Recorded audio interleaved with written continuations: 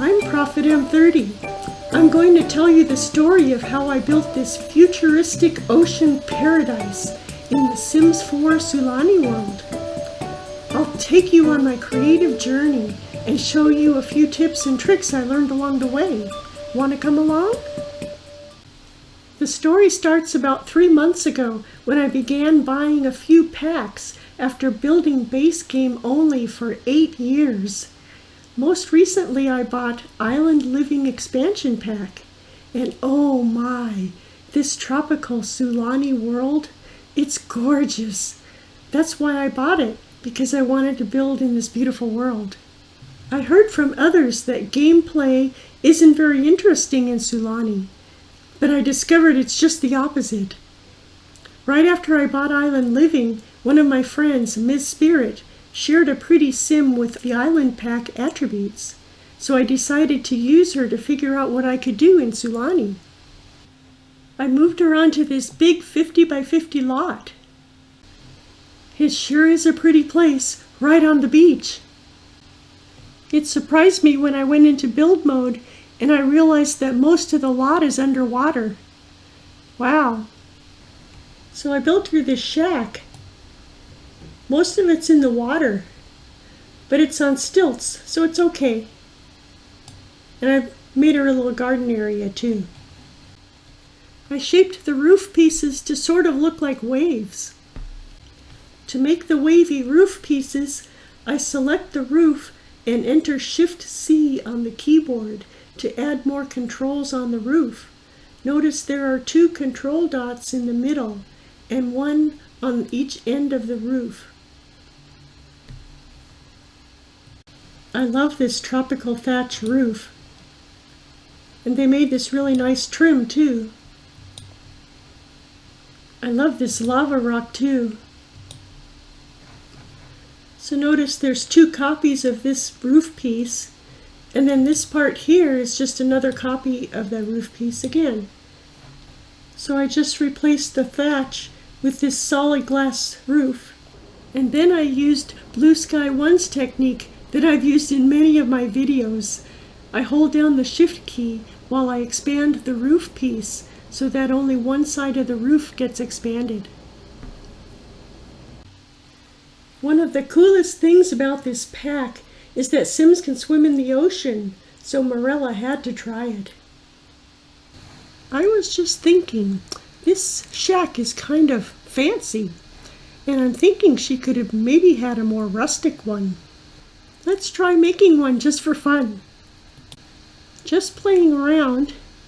If I make a room, it's up high, like it needs to be on stilts or something. So let's see what happens. Can I make it go down some? No, it won't let me lower it so that it's at floor level. It won't let me put this platform at floor level either. And it won't let me paint a floor either, like you can in other worlds. But it lets me put a roof all the way down. If I try to put a door there though, it won't let me.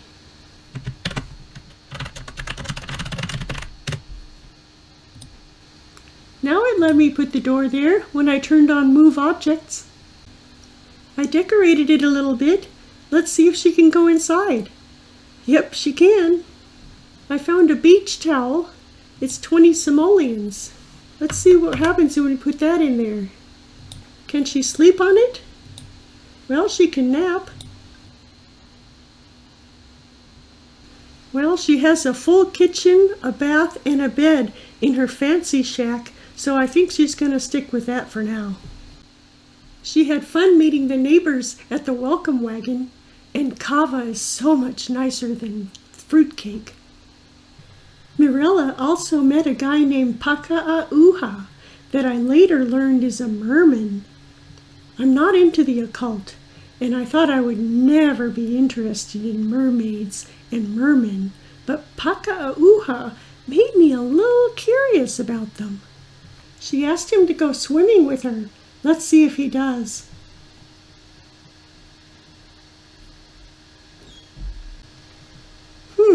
Maybe he doesn't want her to know he's a merman. Meanwhile, I created this sim named Kai Mana for G Lovely One's QCC stream about lingerie. And I got the idea to turn him into a merman and have him move in with Moreira. I had to do some reading about turning a sim into a merman. I found out he can turn into one by eating mermatic kelp, which he can get in the rewards store for 500 satisfaction points. It's pretty easy to build up satisfaction points if you change your aspiration to be close to what you're doing in an activity. For example, if he's working out and he uses the bodybuilder aspiration, he'll do well. And then if you wanted to do some painting, he could do the painter aspiration and he'd build up points in that. If he wants to cook, he could go do the master chef aspiration and build up some points in that. It really doesn't take long when you do that. When new merman Kai moved in with Moreira, he barely knew her, so he started out in the little shack. But it didn't take them long to get to know each other.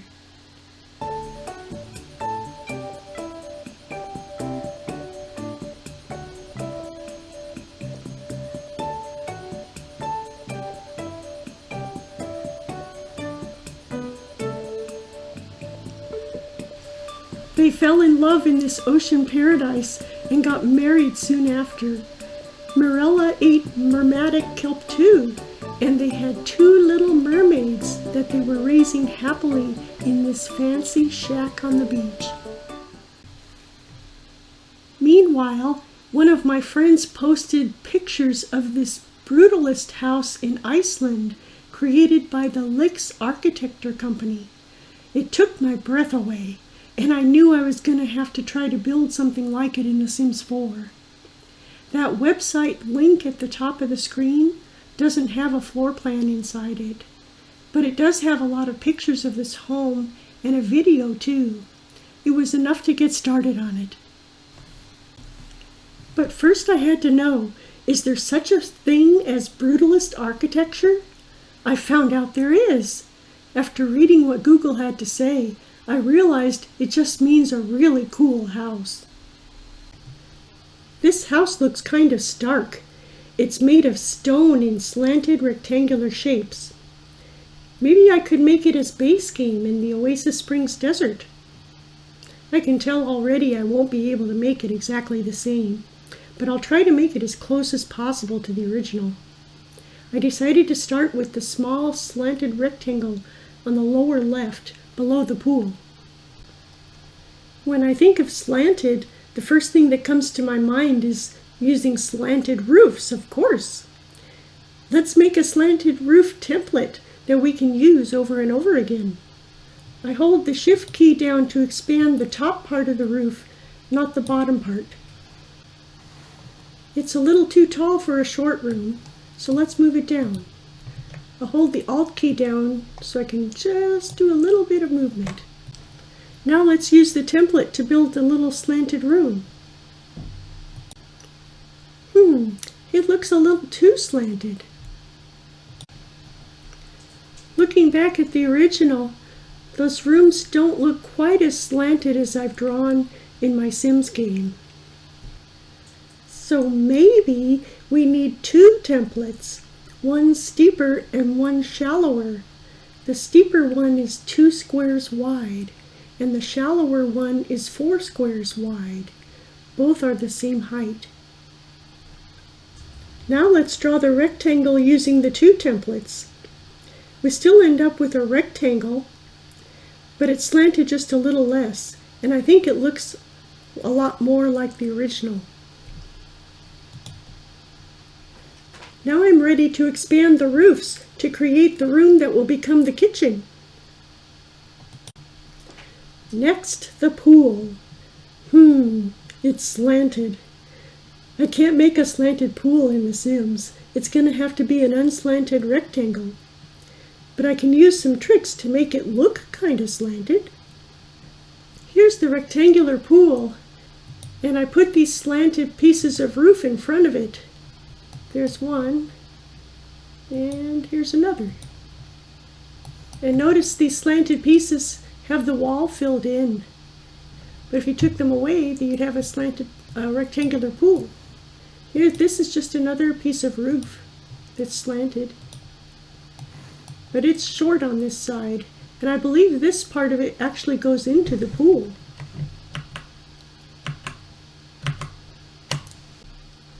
I had to turn BB Move Objects on to get the windows in the pool to play nicely with the slanted roofs.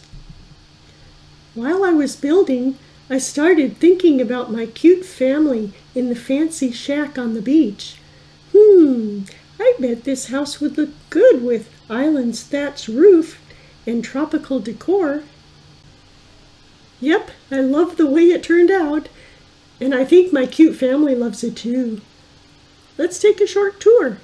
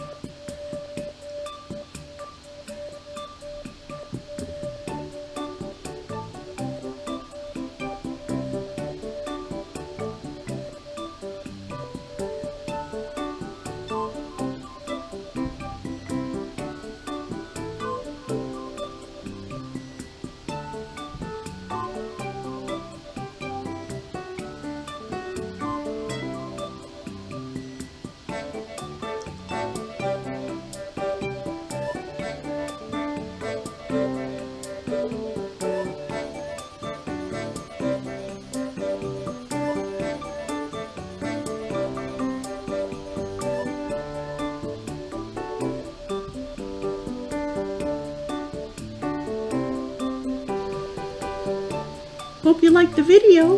Thanks for watching.